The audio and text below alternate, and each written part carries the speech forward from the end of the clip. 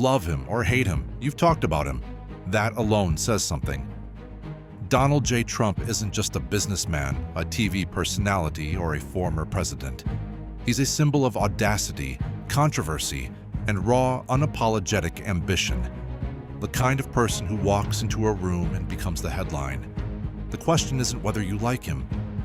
The real question is, what can we learn from someone who turned his name into an empire? Forget politics for a minute. This isn't about sides or slogans. This is about the mindset that built billion-dollar towers, launched best-selling brands, and reshaped the very idea of influence. Trump didn't climb the ladder of success. He rebuilt the whole ladder and put his name on it in gold. And whether you agree with him or not, there are lessons in that kind of momentum that most people will never hear until now. Picture a river at full force. It doesn't ask permission. It doesn't wait for its turn. It cuts through rock.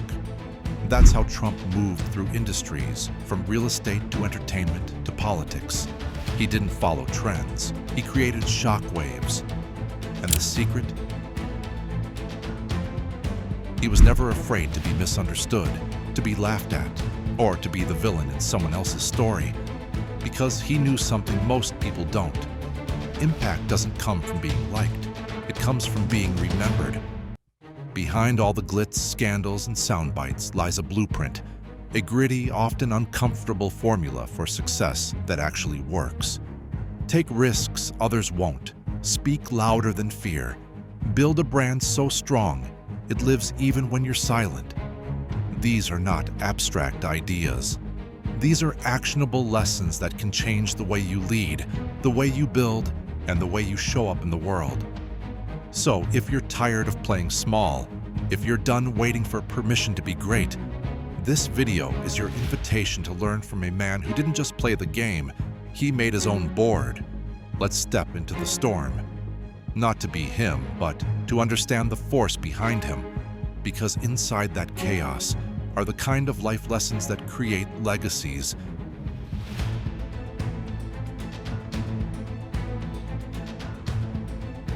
When most people dream, they dream in inches. Trump dreams in skyscrapers. At the core of his empire lies one unshakable belief: go big or go home. From the beginning, Donald Trump didn't want to just succeed. He wanted to dominate. He didn't just want buildings. He wanted landmarks. He didn't just want to make money. He wanted to turn his name into a luxury brand that sounded like money. That mindset, the think big mentality, is what set him apart. While others played it safe, Trump looked at what no one wanted and asked, what if this became the next big thing? Take Trump Tower, for example. What started as a struggling department store on Fifth Avenue turned into a global symbol of wealth and power. He didn't just build a skyscraper. He created an experience, mirrored walls, gold finishes, waterfalls inside. It wasn't just a building, it was a statement. Then there's the Grand Hyatt Hotel, his first major real estate win in Manhattan. Everyone thought he was crazy for wanting to renovate the old Commodore Hotel. But Trump saw what they didn't: potential in decay.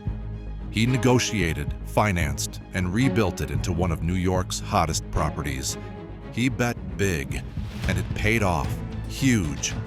This is what separates dreamers from doers, vision backed by bold execution. As Harriet Tubman said, every great dream begins with a dreamer. Trump wasn't just dreaming, he was blueprinting every brick of that dream. But it didn't stop at steel and concrete. Trump didn't just build real estate, he built a reputation. He understood something most business owners miss. Your brand is your loudest building. He turned his name into currency. Literally. Trump branded condos, casinos, steaks, airlines, vodka, even reality TV shows. His name became a luxury label. Not because he was always the best, but because he was always the boldest. People didn't just buy the product, they bought into the Trump story. Why? Because he gave the market something to talk about. And as branding expert David Breyer puts it, if you don't give the market the story to talk about, They'll define your brand story for you. Trump never left that to chance. And here's the lesson for you. Whether you're building a business, a personal brand, or your future, think big, speak boldly, name your vision before someone else names your limits. Because in a world full of noise, the ones who win aren't always the quiet geniuses. They're the ones who build loud enough for the world to stop and stare. Coming up next, we break down how Trump used media manipulation like a chess master, turning controversy into fuel and enemies into free marketing. Stick around. The best is yet to come.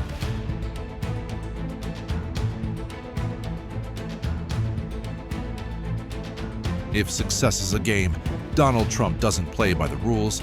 He flips the board, sets new terms, and dares everyone else to keep up. Trump's approach to negotiation is less about politeness and more about pressure. It's bold, uncomfortable, sometimes chaotic, but it works because it shifts the energy.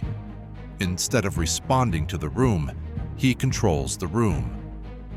One of his go-to strategies, the door-in-the-face technique. Start with an outrageously high demand, then scale back just enough to make the final offer seem reasonable. It's psychological warfare at the bargaining table, and he's mastered it. Take the Woolman Rink in Central Park. New York City had spent 6 years trying to renovate it, millions wasted, and still no working ice rink. Trump stepped in and said, "Give me a shot." He promised to do what the city couldn't. Fix it fast. People laughed. He did it in under 4 months and came in under budget. How? He used public pressure as leverage. He made the project so visible, so high stakes, that failure wasn't an option. Bureaucracy didn't stand a chance. This wasn't just about construction. It was a live demonstration of his negotiation mindset. Jump in, take charge, and cut through noise by delivering results. Then there's Atlantic City, Trump's gamble in the casino world. He rolled the dice on massive properties like the Taj Mahal, financed through complex deals and towering debt. It was risky, aggressive, and wildly unorthodox. But again, the core principle was simple: create pressure, take control, and make the other side blink first. Of course, not every deal worked out, but that's part of the lesson. Trump wasn't afraid to fall, because, as Richard Branson once said, you don't learn to walk by following the rules, you learn by doing and by falling over. And that's the truth about bold negotiation. It's messy, it's unpredictable, but if you're willing to walk away, take hits, and still show up with the same intensity, you gain something most people never get: leverage. Here's the lesson. In high-stakes situations, the most powerful person isn't always the smartest or the richest. It's the one who has nothing to lose and everything to prove. Trump's deals weren't just about money. They were about dominance, about creating so much energy and visibility around his moves that even his opponents ended up playing his game. How Trump used the media, not just to build fame, but to weaponize attention. We're about to break down the masterclass in publicity judo that turned outrage into influence. Stick around. The power plays are just getting started.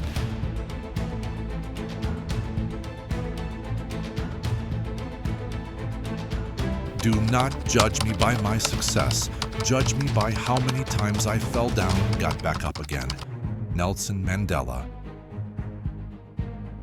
Every empire has its battle scars, and in Trump's case, some were carved in red ink. In the world of business, few things hit harder than financial collapse. Multiple corporate bankruptcies would destroy most people's confidence, maybe even their identity. But Trump, he saw every fall as just another round in the fight. Where others saw defeat, he saw repositioning. That's the brutal, unglamorous truth of his story. He failed. Publicly, loudly, spectacularly. But each time he got back up, with the same gold-plated swagger and a sharper game plan. The 1990s were a storm. His Atlantic City casinos, Taj Mahal, Trump Plaza, and Trump Castle piled up debt. His companies filed for Chapter 11 bankruptcy multiple times, making headlines, drawing mockery, and putting his empire under intense pressure. But here's what most people missed. Trump separated his personal finances from his corporate liabilities. He used the system legally to restructure debt, protect assets, and keep moving. That's not luck, that's strategy. While others were buried by debt, Trump negotiated his way out, recast himself, and used the lessons to build smarter ventures later. He didn't just survive setbacks, he mastered the art of falling forward.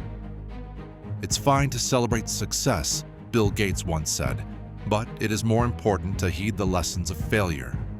Trump took that to heart, and he turned his lowest points into turning points. But resilience isn't just financial, it's emotional, psychological, personal. Because it's one thing to lose money, it's another to be laughed at on front pages, mocked in boardrooms, doubted by everyone, even people who once cheered for you. That's the kind of pressure that breaks people. Yet, Trump never let the noise define him. No matter the losses, no matter the criticism, he stayed loud, he stayed bold, and most of all, he stayed in the game. So what's the takeaway? If you're chasing something big, you're going to get hit, maybe even knocked flat. But greatness doesn't belong to the flawless. It belongs to the gritty, the ones who learn, rebuild, and show up stronger than before. Most people give up just when they're about to achieve success, said H. Ross Perot. They quit on the 1-yard line. Trump didn't, and whether you admire his style or not, his refusal to quit is a playbook in itself. How Trump turned media chaos into personal power. We're unpacking the final piece of his strategy, attention as capital, and how you can use it to build unstoppable momentum. Stay tuned. You're about to see how controversy can become currency.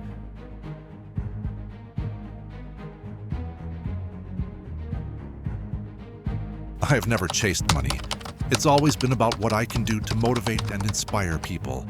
Tyler Perry. In a world where attention is currency, Donald Trump became a billionaire of eyeballs. He didn't just speak to people, he performed. Every press conference, every tweet, every headline wasn't just communication, it was strategy. From the Apprentice boardroom to presidential debates, Trump understood something most leaders miss. Perception shapes power. And he used the media not just to deliver messages, but to build myths. He cut through filters, bypassed tradition, and spoke directly to the public, loud, raw, and unfiltered. Where others waited to be covered, Trump made sure the cameras were always rolling, because if you're controlling the narrative, you're already winning half the battle. But it wasn't just about being seen, it was about connecting. Trump tapped into the frustrations, fears, and forgotten dreams of a massive population. He spoke their language, echoed their grievances, and promised to shake the table they felt shut out of. That kind of connection isn't accidental. It's built on one thing: understanding your audience. Whether you're a politician, entrepreneur, artist, or creator, if you want influence, you have to meet people where they are. He did, and they followed.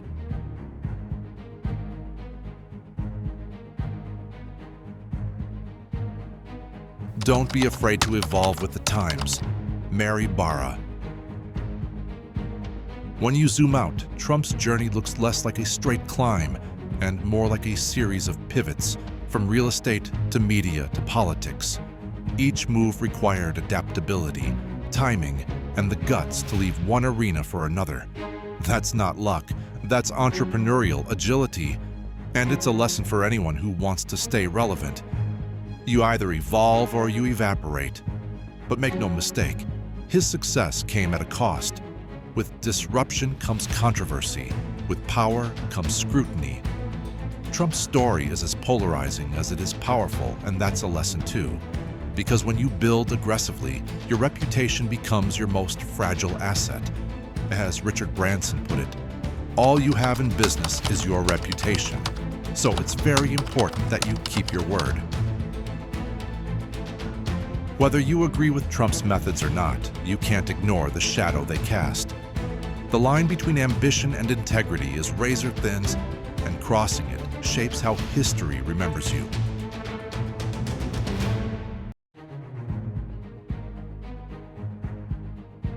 Think of Donald Trump's legacy like a wild river, raging, unpredictable, impossible to ignore. You can study it, map it, even try to contain it in a box like this video. But the force behind it, that runs deeper. This isn't about glorifying the man. It's about studying the mechanics of impact, the audacity to dream big, the resilience to rise from collapse, the skill to turn criticism into attention and attention into leverage. These are tools, weapons even for those daring enough to pick them up and carve their own path. So whether you walk away inspired, outraged, or simply curious, one thing is clear: the river flowed, the world watched, and the ripples are still reaching the shore.